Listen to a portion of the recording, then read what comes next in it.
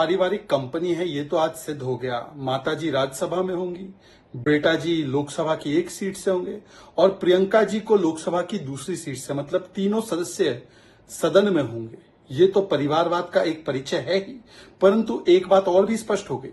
राहुल गांधी जी ये समझ गए हैं कि जो जीत तो इनको मिल गई है उत्तर प्रदेश में कुछ सीटों पर समाजवादी पार्टी के वोट के बल पर, अब वहां पर उपचुनाव कराने से उनकी सीट पर खतरा आ सकता है, क्योंकि वो जानते हैं कि वो वोट फिर से मिले ना मिले और वहां पर भारतीय जनता पार्टी तुरंत चुनाव के बाद फिर से मजबूत हो चुकी है। तो इसीलिए उत्तर प्रदेश में कोई रिस्क लेना नहीं है, तो बहना को केरला भेज दिया, वायनाड भेज दिया और वहां की सीट छोड़ दी। पर ये वायनाड की जनता के साथ कितना बड़ा धोखा है, सोचिए। वायनाड की जनता को बताया नहीं कि 2 सीट से लड़ेंगे। वहां पर लेफ्ट के ही लोग कहते रहे, एनी राजा कहती रही कि ये तो पलायन कर जाएंगे चुनाव के बाद, और पलायन कर गए। तो ये लेफ्ट के और केरला की जनता के साथ कितना बड़ा धोखा कर दिया है, ये उसका भी एक परिचायक है। और कम से कम एक और बात स्पष्ट हो गई कि राजनीतिक विरासत जो है परिवार की, वो बेटे के हाथ में रहेगी। तो बेटी को, मतलब पुत्री को, उत्तर प्रदेश में घुसने की इजाजत नहीं है। उनको जाना पड़ेगा दक्षिण भारत में, साउथ में, केरला में।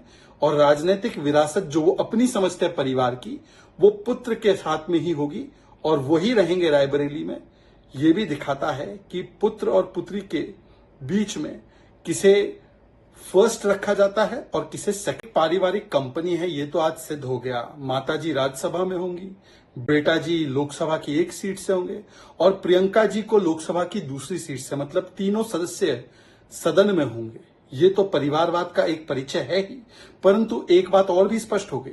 राहुल गांधी जी ये समझ गए हैं कि जो जीत तो इनको मिल गई है उत्तर प्रदेश में कुछ सीटों पर समाजवादी पार्टी के वोट के बल पर, अब वहां पर उपचुनाव कराने से उनकी सीट पर खतरा आ सकता है, क्योंकि वो जानते हैं कि वो वोट फिर से मिले ना मिले और वहां पर भारतीय जनता पार्टी तुरंत चुनाव के बाद फिर से मजबूत हो चुकी है। तो इसीलिए उत्तर प्रदेश में कोई रिस्क लेना नहीं है, तो बहना को केरला भेज दिया, वायनाड भेज दिया और वहां की सीट छोड़ दी।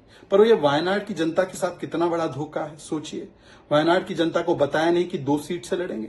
वहां पर लेफ्ट के ही लोग कहते रहे, एनी राजा कहती रही कि ये तो पलायन कर जाएंगे चुनाव के बाद, और पलायन कर गए। तो ये लेफ्ट के और केरला की जनता के साथ कितना बड़ा धोखा कर दिया है, ये उसका भी एक परिचायक है। और कम से कम एक और बात स्पष्ट हो गई कि राजनीतिक विरासत जो है परिवार की, वो बेटे के हाथ में रहेगी। तो बेटी को, मतलब पुत्री को, उत्तर प्रदेश में घुसने की इजाजत नहीं है। उनको जाना पड़ेगा दक्षिण भारत में, साउथ में, केरला में।